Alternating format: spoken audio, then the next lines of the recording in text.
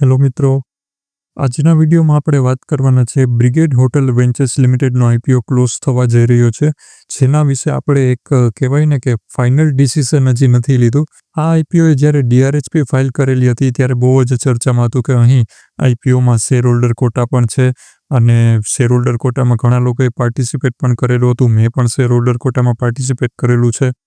પણ કહેવાય ને કે જ્યારે આ આઈપીઓ અનાઉન્સ થયો છે ત્યારથી લઈ અને એટલી ખાસી એવી ડિમાન્ડ આ કંપનીમાં ફિલહાલ તો કોઈ એવી જોવા નથી મળી રહી અને એવું પણ નથી કે આઈપીઓને મિસ આપણે ન કરી શકીએ, કારણ કે જુલાઈ એન્ડમાં તમે જોયું જશે કે આઈપીઓની લાઈન આવી રહી છે. આપણે એ પણ વિચારવું જોશે કે કયા આઈપીઓમાં અપ્લાય કરવું અને કયા આઈપીઓમાં નહીં.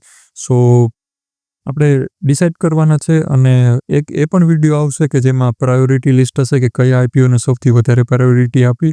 માટે ચેનલને સબસ્ક્રાઇબ કરી લેજો. આ કંપનીનો આઈપીઓ જે છે એ ડિસેન્ટ રહ્યો છે જ્યારથી આવ્યો છે ત્યારથી, અને એન્કર લિસ્ટ પણ ડિસેન્ટ આવી હતી. બહુ ખાસી એવી એકદમ તોડફોડ એન્કર લિસ્ટ નથી આવી કે ઓહો એકદમ સારા એવા નામ આવી ગયા હોય. એક બે નામ આવી ગયા છે સારા. અને મેઇન વાત કરી લઈએ તો આઈપીઓની અંદર શેર હોલ્ડર કોટા પણ છે અને રિટેલ કોટા પણ છે.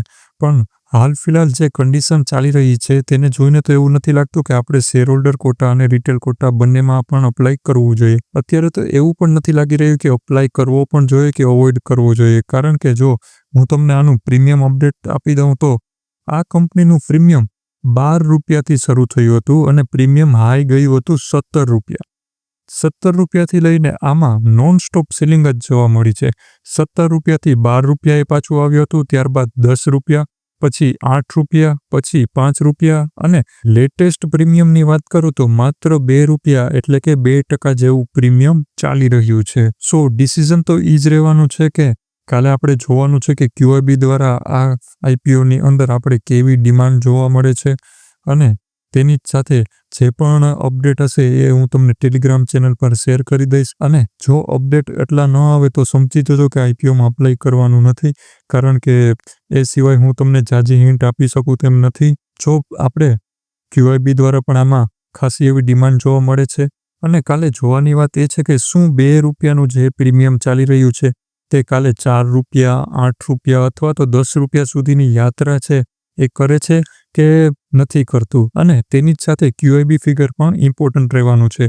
જો ક્યુઆઈબીમાં પણ ખાસું એવું સબસ્ક્રિપ્શન આવે છે અને ડિમાન્ડમાં પણ વધારો જોવા મળે છે અને આઈપીઓને આપણે કહી શકાય કે થોડી ઘણી માત્રામાં કન્સિડર કરી શકાય છે. બાકી આ આઈપીઓની અંદર રિવોર્ડ ફેક્ટર કહી શકાય ને એ બહુ જ ઓછો રહેવાનો છે.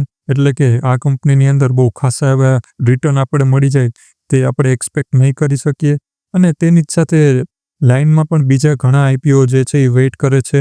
તો હું અહીંયા અપ્લાય કરું એના કરતાં તો ત્યાં અપ્લાય કરવું એ વધારે એપ્રોપ્રિએટ રહેશે. સો અત્યારે તો ડિસિઝન એ જ છે કે જ્યાં સુધી ડિમાન્ડમાં વધારો જોવા ન મળે ત્યાં સુધી અપ્લાય કરવાનું નથી. જો ડિમાન્ડમાં વધારો કોઈ જોવા મળશે તો હું કદાચ શેર હોલ્ડર કોટાની અંદર જોઈએ હવે આગળ તો આમાં શું કરવું, કારણ કે જ્યારથી આમાં જીએમપી ફ્રેશ લો નવા લગાડી રહ્યું છે, પહેલાં 5 રૂપિયા પછી 3, 2 રૂપિયા, એટલે મારો પણ ઇન્ટરેસ્ટ આમાં ઓછો થતો જાય છે.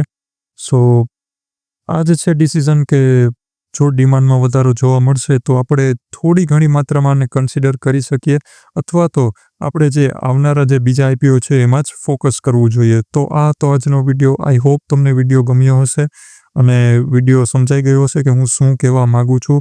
આ ટેલિગ્રામ ચેનલ છે મિત્રો, અને જોઈન કરી લેજો. લિંક નીચે ડિસ્ક્રિપ્શન અને પિન કોમેન્ટમાં આપેલી છે. તમારી કોઈ રાય હોય તો મને કોમેન્ટમાં કહેજો.